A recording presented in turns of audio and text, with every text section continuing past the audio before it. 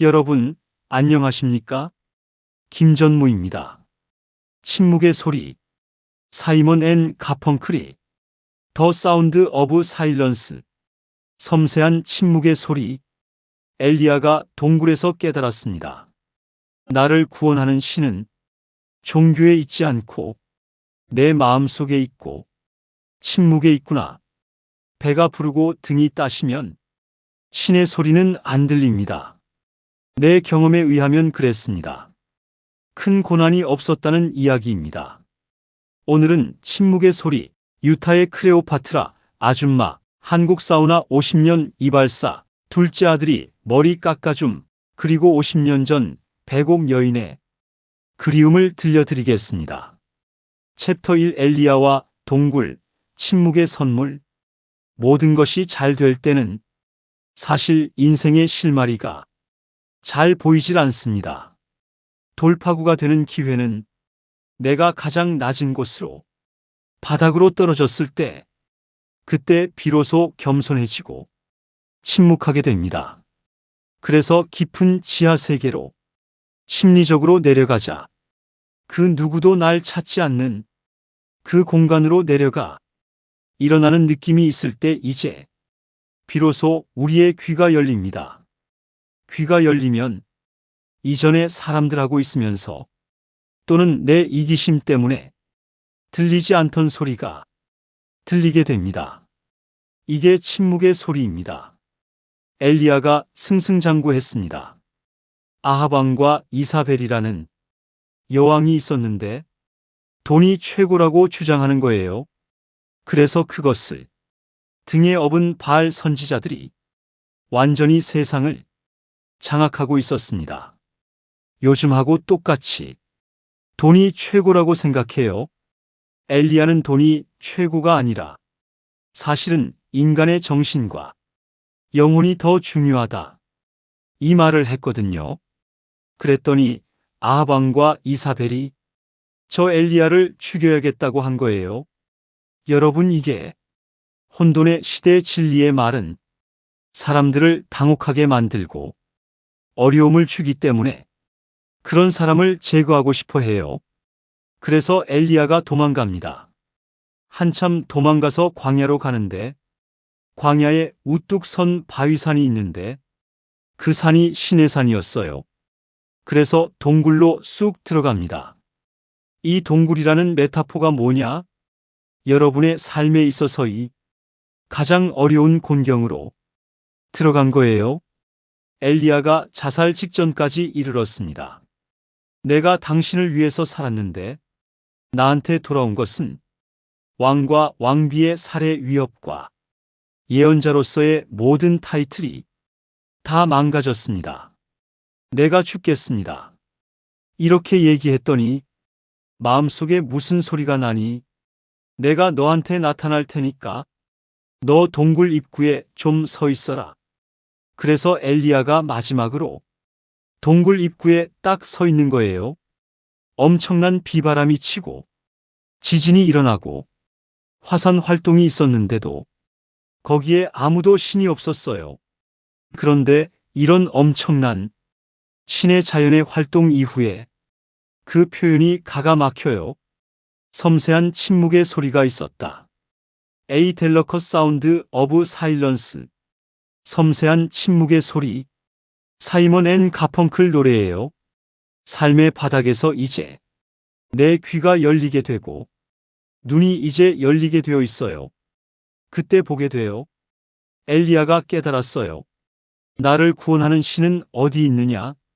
종교에 있지 않고 내 마음속에 있고 침묵에 있구나. 그걸 깨달은 거예요. 이게 동시성이라고 할 수 있어요.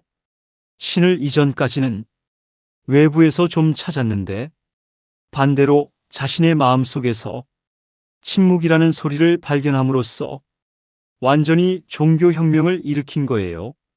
우리가 신이라 그러면 종교의 신을 말하는데 여러분과 내 삶에 있어서 최선이에요.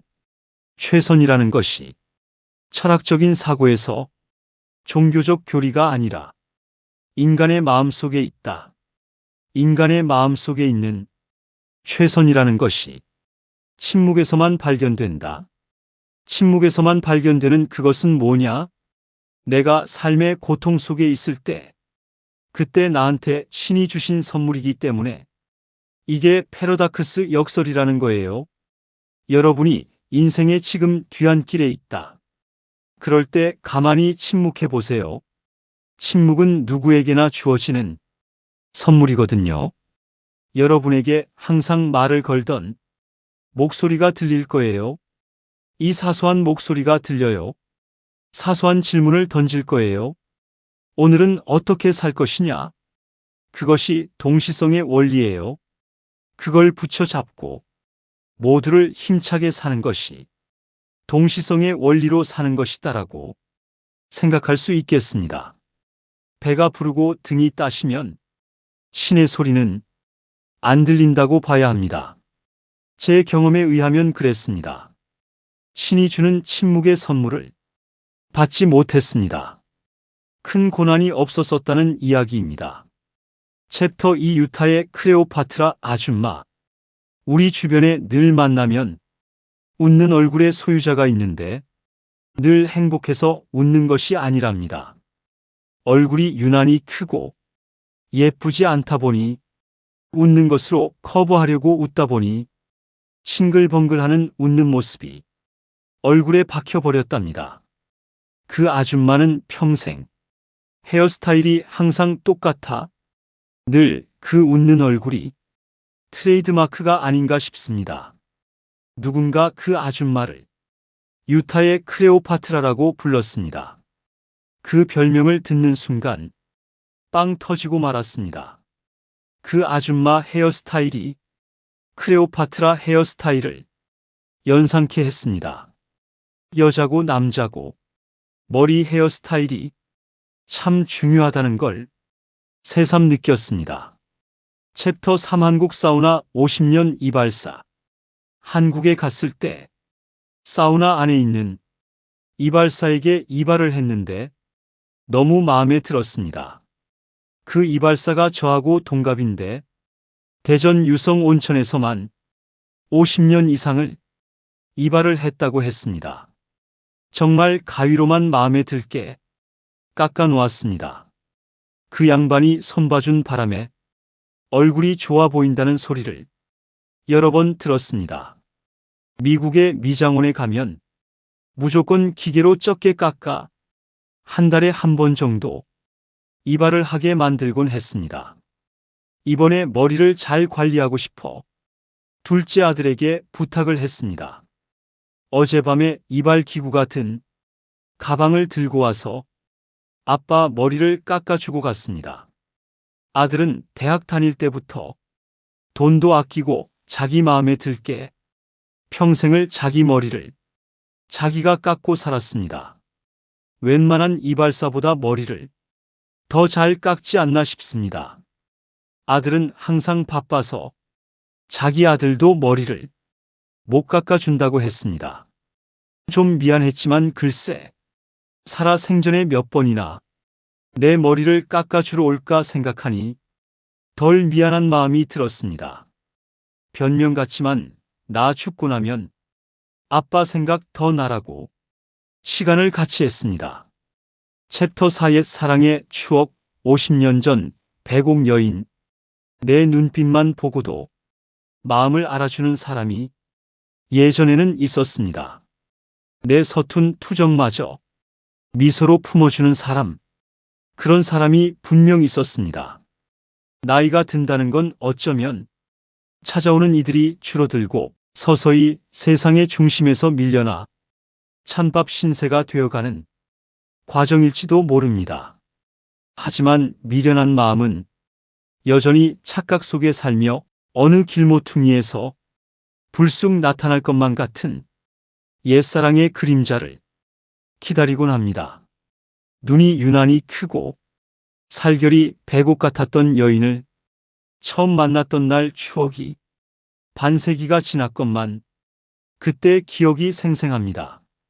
어제 뭐 했는지 기억이 나지 않는 판인데 50년 전 일이 생생하게 기억이 나니 거참 묘합니다.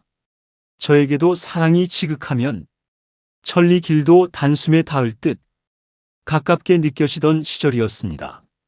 그녀와 나란히 걷다.